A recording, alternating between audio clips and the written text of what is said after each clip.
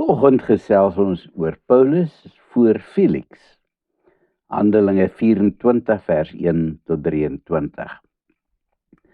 Antonius Felix word op 52 na Christus aangestel as gouverneur, 'n pos wat hy in Caesarea bekleer tot 59 na Christus. Wat sy aanstelling merkwaardig maak, is dat hy aanvanklik 'n slaaf was. Sy broer se kontak met keiser Claudius besorg hom egter sy fenomenale opgang in die lewe. Onder die Jode was hy nou nie juis gewild nie, en daar was gedurig konflik tussen hulle.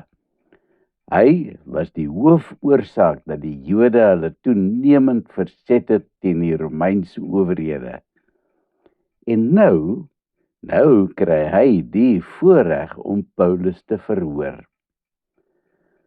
'n hoë vlak afvaardiging daag in Caesarea op uit Jerusalem, 5 dae na Paulus se aankoms, om 'n formele klag teen Paulus te kom lê.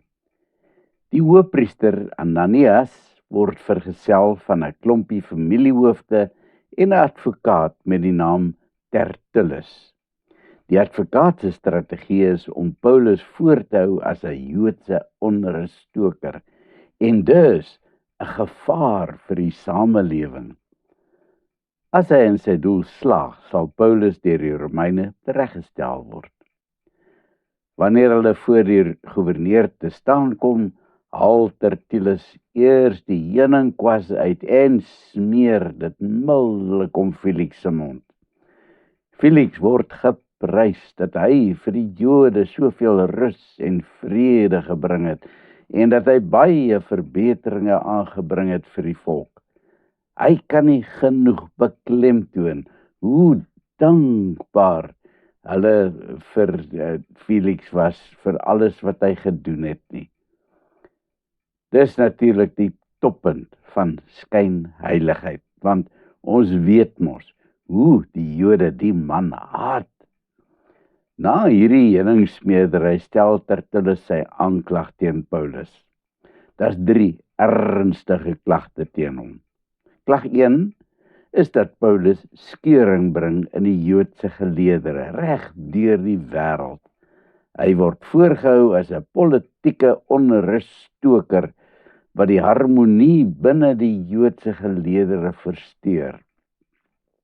Hierdie is 'n baie ernstige aanklag, want die Romeine is baie gestel daarop dat vrede ten alle koste in die Romeinse ryk gehandhaaf moet word. Klag 2 is dat Paulus 'n leiersfiguur is in die dwaallering van die Nasareners. Hy word met ander woorde beskou as een van die leiers van hierdie sogenaamde afskeidsbeweging wat baie beslis nie die goedkeuring wegdra van die Joodse raad nie. Klag 3 is dat hy die tempel verontreinig het. Die Romeine het die Jode vryheid gegee oor hoe hulle die tempel kon inrig volgens hulle eie godsdienstige voorskrifte.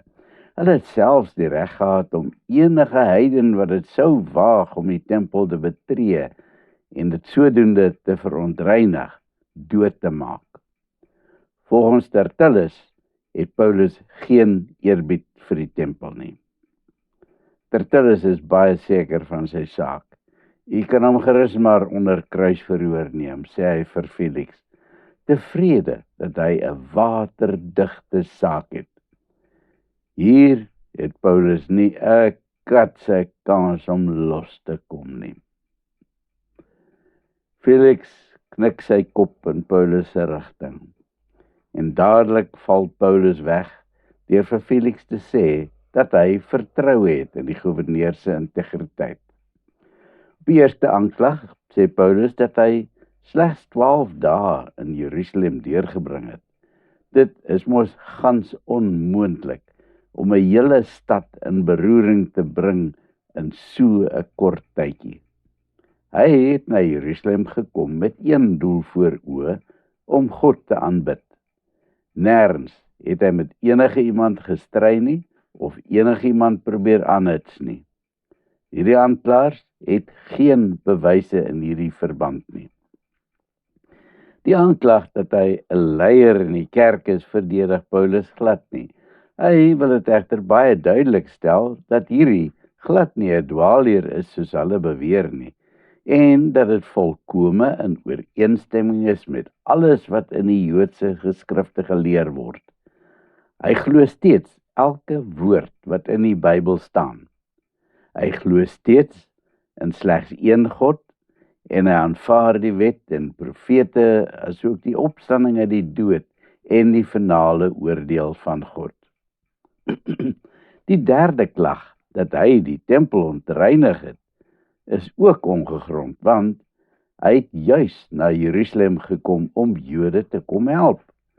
Hy het 'n kollekte saamgebring om vir die Jode te gee, en sy besoeke aan die tempel was alles behalwe ontheiliging. Dit was inderwaarheid deel van 'n reinigingshandeling.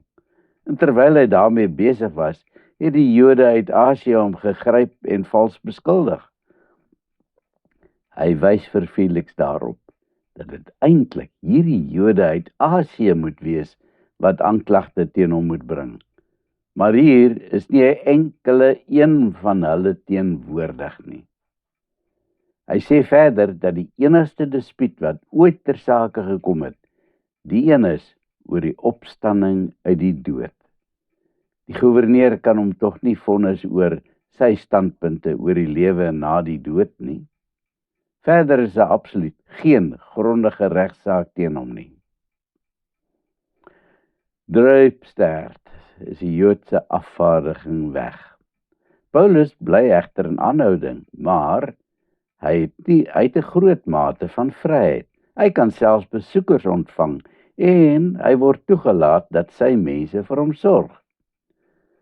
Die Here het nog 'n groot taak vir Paulus gehad en daarom kon selfs die skerpste advokaat nie hond haar afmaak met sy verhoor nie. Wanneer die Here vir my en jou 'n taak het, sal niks in ons pad staan nie. Dit beteken nie dat ernstige probleme nie sal opduik nie, maar ek hoef my vir geen oomblik te bekommer wanneer die struikelblokke kom nie, want God is in beheer en geen struikelblok is vir hom te groot nie. Kom ons bid. Dankie Here dat U in beheer is. Dankie dat ek saam met Dawid kan sing, dat al gaan ek ook deur daardie dal van doodskaduwee, dat U steeds by my is. Amen.